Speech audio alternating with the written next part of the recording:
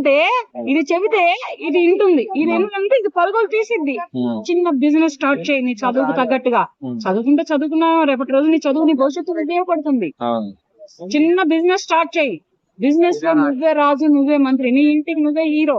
ఒకప్పుడు నీ తండ్రి నిన్ను కష్టపడి తన భుజాలకు తన స్కంధాల పైన నిన్ను ఎత్తుకొని నేను సాఫ్ట్వేర్ చదివించి నీకు హీరో అయ్యాడు.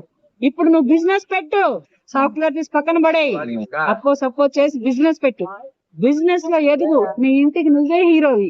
నీ భార్య, పిల్లలకి, నీ తల్లిదండ్రులకి, నీ అక్క చెల్లెలకి, నీ అన్నదమ్ములకి పావులో సంపాదించినా చాలు, ఆటను సంపాదించినా చాలు.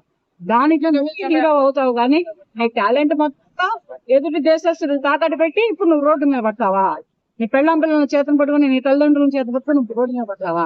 ఇందుగా నువ్వు చదువుకుంది, ఇందుగా నువ్వు బీటెక్ చేసింది, ఇందుగా నువ్వు సాఫ్ట్వేర్ అయ్యింది. సాఫ్ట్వేర్ అంటే సంకన్ పెట్టుకుంటున్నారా బాబు ఇప్పుడు.